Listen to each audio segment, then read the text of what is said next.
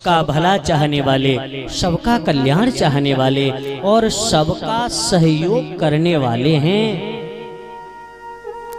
हमारी मति, हमारी बुद्धि, मैं, मेरी पत्नी और मेरे बच्चे केवल इतने तक सीमित नहीं होनी चाहिए। इनके अलावा भी, इनसे पहले मेरे माता पिता मेरी जिम्मेदारी है। इसको तुम ये मत सोचिए कि मेरा बड़ा भाई क्यों नहीं करता, छोटा भाई क्यों नहीं करता। वो करे ना करे, लेकिन तुम्हें करना है। यदि तुम सत्संग में बैठे हो, इस कथा में बैठे हो, तो यह सीख करके जाओ, इस बात को अपना के जाओ। यदि तुम नहीं मानोगे इस बात को, चिंता ना करो, तुम्हारी संतान भी तुम्हें इसी तरह भटकता छोड़ देगी। वो भी तुम्हें कभी ये मान सम्मान नहीं देगी। इसलिए अपने बच्चों को वह संस्कार देने के लिए, तुम्हारे बच्चे वो नहीं मानते जो तुम कहते हो, बच्चे उसे स्वीकार करते हैं जिसे आप करते हो। हमारे बच्चे हमें फॉलो करते हैं। यदि तुम स्वयं शराब पीते हो और बच्चे से कहते हो बेटा मत पी, वो नहीं मानेगा, छुप के खेत में बैठ के पी आएगा। हाँ, इलायची खा के आ जाएगा तुम्हारी छाती पे चढ़ के। उसको यदि समझाना है तो पहले तुम सुधरो। यदि अपने परिवार को संभालना है मेरी माताओं, यदि अपने बच्चों को सिखाना है, इन छोटे छोटे बच्चों को यदि तुम्हें मोबाइल जैसी इस महाबीमारी से बचाना है, तो पहले तुम इसका प्रयोग सीमित करो। पहले तुम इसको उठा के रखो अलमारी में, बच्चों के सामने बिल्कुल मत चलाओ। इनके सामने काम करो, इनके सामने पढ़ो। कोई जरूरी चीज है, कुछ जरूरी देखना भी है तो अपना इस तरीके से देखो कि ताकि इनको इसकी लत ना लगे। क्योंकि आज यह छोटा सा विद्युत उपकरण तुम्हारे दिमाग को बिल्कुल पकड़ बैठा है। अब तुम मोबाइल नहीं चलाते, मोबाइल तुम्हें चलाता है। कितना समय हुआ है? मुश्किल से 6, 7, 8 साल।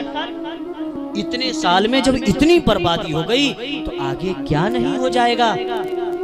छोटे छोटे बच्चों की आंखों पे इनकी किरणों के द्वारा बीमारियां होती जा रही हैं। छोटे छोटे बच्चे 24 घंटे उसमें लगे होने के कारण मानसिक बीमार होते जा रहे हैं। उनकी यह स्थिति होते जा रही है, उन्हें ना माँ चाहिए, ना पिता चाहिए, ना परिवार चाहिए, मोबाइल दे दीजिए बस, खाने को भी नहीं चाहिए। क्या तरक्की कर रहे हैं हम लोग, क्या आगे बढ़ रहे हैं हम लोग। क्या पढ़े लिखे का तुम दम्भ पाले बैठे हो। अपने समाज को, अपने परिवार को, अपने घर को देखो पहले। आदरणीय सज्जनों, मेरी माताओं, मेरे बंधुओं, हमारी संस्कृति, हमारी सभ्यता सारी विश्व की आदर्श है। लेकिन दुख इस बात का है कि हम लोगों ने कभी अपनी चीज को माना ही नहीं, समझा ही नहीं। आज भी वही हाल है। हमारा बेटा पड़ोसी की बात मान लेगा, बाप की नहीं मानेगा। और वही हम पहले से करते आए। कोई दूसरे देश का दूसरा आदमी जिसकी सभ्यता, जिसकी संस्कृति बिल्कुल हमसे मेल नहीं खाती, उसने आकर के तुमसे कान भर दिया कि तुम चारों भाइयों के साथ अन्याय होता है।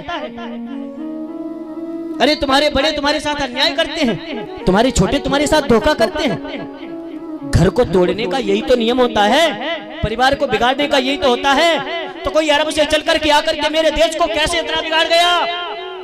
क्या हमारी मति नहीं थी? हमने क्यों इतना स्वार्थ में अंधे होकर के अपनी सारी सभ्यताओं को, सारी मर्यादाओं को ताक पे रख दिया और अंग्रेज बन गए। आज अंग्रेजी बोलना, अंग्रेजी पढ़ना, ये सब हमारे लिए बड़ी गर्व की बात होती है।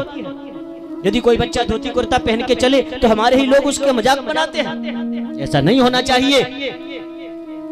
जिसे अपनी संस्कृति पर, अपने धर्म पर, अपने देश पर यदि गर्व नहीं है तो वो जीते जे मरे के समान है। वो मृत है, वो मर चुका, उसमें कुछ नहीं है, केवल व्यर्थ में सांस ले रहा है, धरती का बोझा बना हुआ है।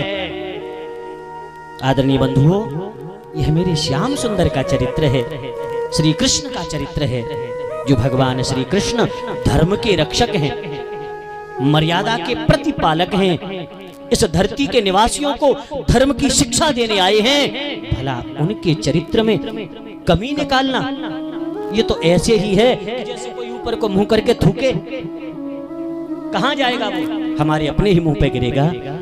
मेरे बंधुओं, मेरी माताओं, मेरे बहनों, भाइयों, बच्चों, सब लोग बड़े ध्यान से सुनना। एक एक शब्द खोल के समझाऊंगा तुम्हें।